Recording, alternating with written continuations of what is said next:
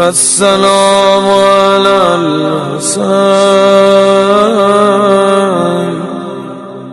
وعلى علي بن الحسين۔ اس وقت تہران میں ایک عالم ہیں، لیکن وہ امامہ نہیں پہنتے، لیکن قم کے ہیں، بہت ہی بوڑھے ہو چکے ہیں، اور ساتھ ہی شاعر ہیں، اور ان کا مجموعہ کلام ہے نخل میسم، یعنی نخل کہتے ہیں کھجور کا درخت، نخل میسم یعنی میسم کا کھجور کا درخت، واضح مفہوم۔ اور ان کا نام ہے غلام رضا سازگار، کافی بزرگ ہو چکے ہیں، اور ساتھ میں جو اصل خصوصیت ہے وہ مصائب پڑھنے میں بہت ہی ان کی شہرت ہے، اور اب گو کہ وہ عالم دین ہیں لیکن وہ مشہور ہیں روضہ خوان کے نام سے۔ روضہ خوان عام طور پہ مراد ہوتی ہے یعنی مصائب پڑھنے والے، جیسے کہ اگر آپ سرائکی یا پنجاب کی بیلٹ میں چلے جائیں تو جب کہا جاتا ہے کہ یہ ذاکر ہے تو وہ جو اردو میں ذاکر کے معنی ہے وہ نہیں ہے، وہاں ذاکر کے معنی ہے یعنی مصائب پڑھنے والا۔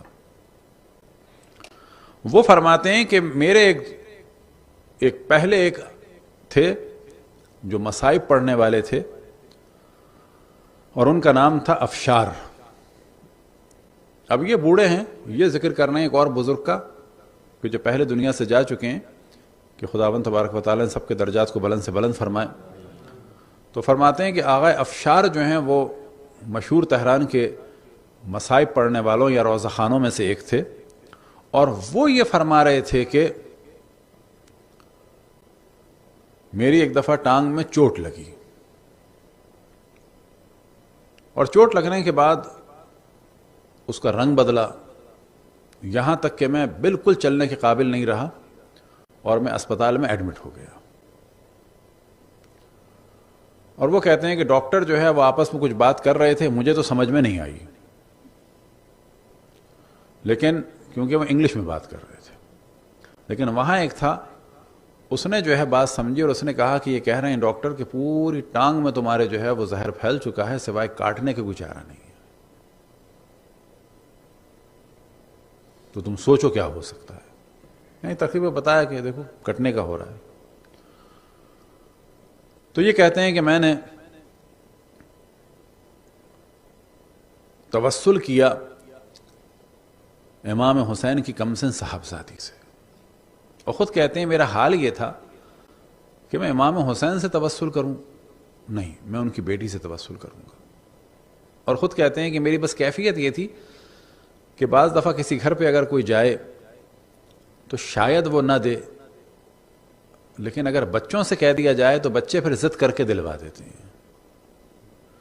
اور وہ خود کہتے ہیں وہ میرے دل میں یہ تھا کہ جس طرح سے بعض بچے اپنے باپ کی انگلی کو پکڑ کے ضد پوری کراتے ہیں، بس میں اس وقت توسل کروں گا امام حسین کی صاحبزادی سے کہ بس ضد کر کے اپنے بابا سے مجھے شفا لے دو، بس ان کا ہاتھ پکڑو اور کسی طرح سے لے آؤ۔ وہ خود کہتے ہیں بس میں نے کہا کہ ان کی انگلی پکڑ کے جو ہے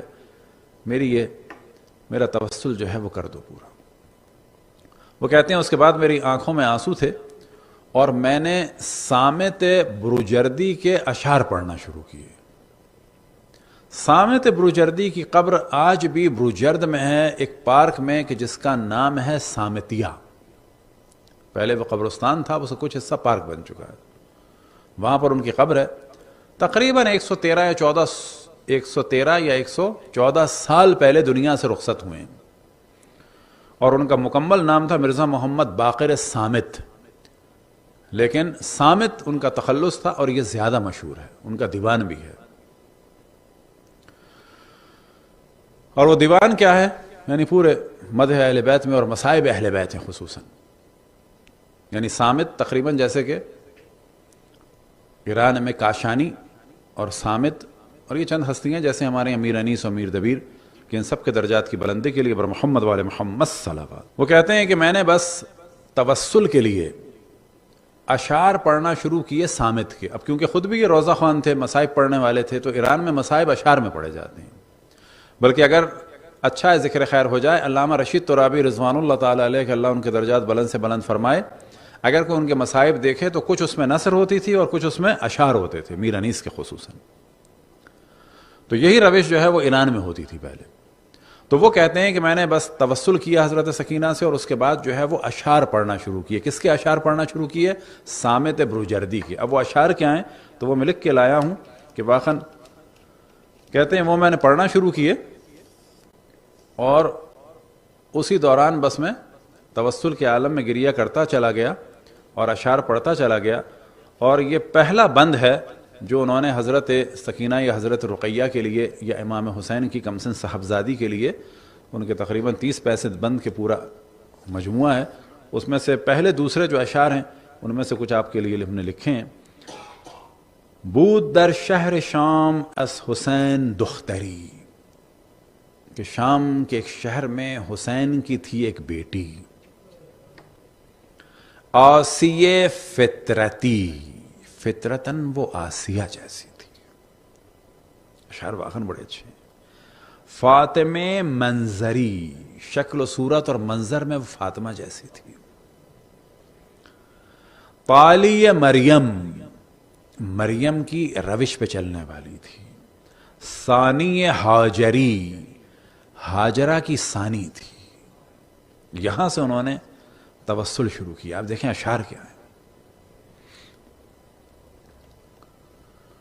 عفت کردگار، خداوند تبارک و تعالیٰ کی پاکیزگی تھی وہ.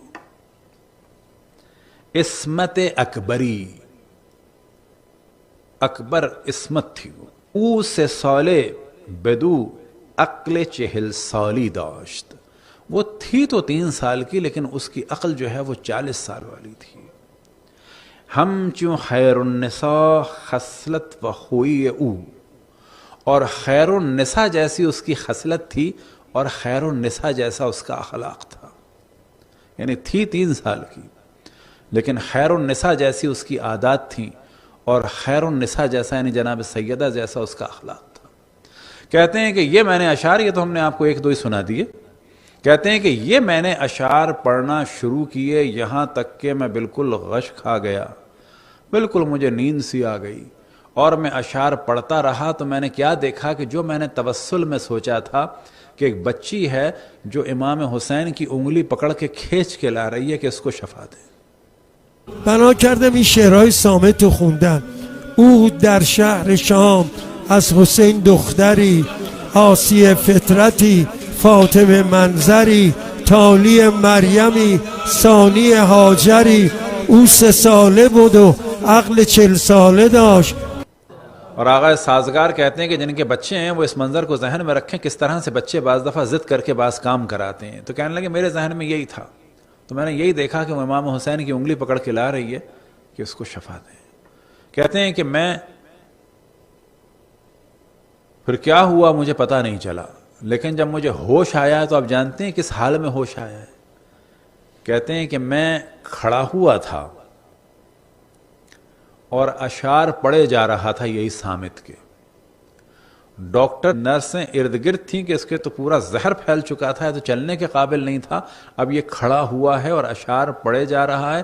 ڈاکٹر گریہ کر رہے تھے، نرسیں گریہ کر رہی تھیں، کیونکہ ان کو خود نہیں پتا تھا کہ میں کہاں ہوں اور کیا کر رہا ہوں. بالکل ایک آدمی اس طرح سے مدوش کھڑا ہوا ہے، اشعار پڑھے جا رہا ہے، آنکھوں سے آنسو جاری ہیں، اور جس ٹانگ سے وہ چل نہیں سکتا تھا اور دونوں ٹانگوں کی اس کی حالت عجیب کہ کھڑے نہیں ہو سکتے، اب وہ بستر سے اتر کے کھڑے ہوئے اشعار پڑھ رہے ہیں اور جتنے لوگ ارد گرد تھے سب وہ گریہ کر رہے تھے. اس دوران جب کہتے ہیں مجھے ہوش آیا تو مجھے تعجب تھا کیا ہوا.